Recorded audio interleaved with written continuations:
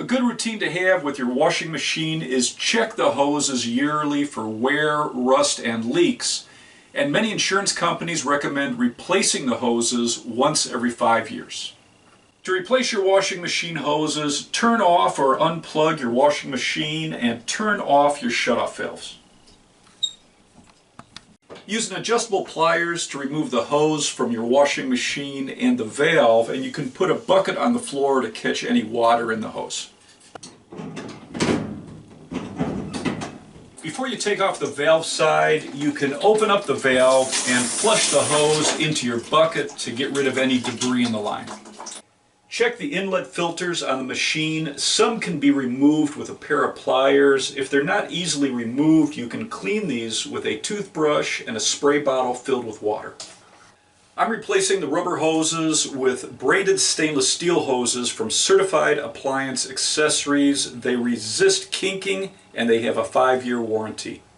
Because this machine doesn't get pushed up against a wall, I'm using a standard hose. If your washing machine does get pushed up against a wall, you can get a hose with a 90-degree elbow and you would attach that to the machine so that you can push it up against the wall without it kinking.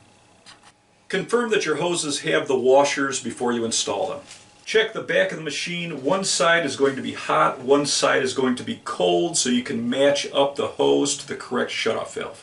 Be careful when you're connecting the hose to the washing machine. If you have a metal nut and plastic pipe, you don't want to cross thread it. And when you tighten it, just get it snug and hand tight. And then you're going to put a 1/4 to a 1/2 a turn with your adjustable pliers. You don't want to over tighten it.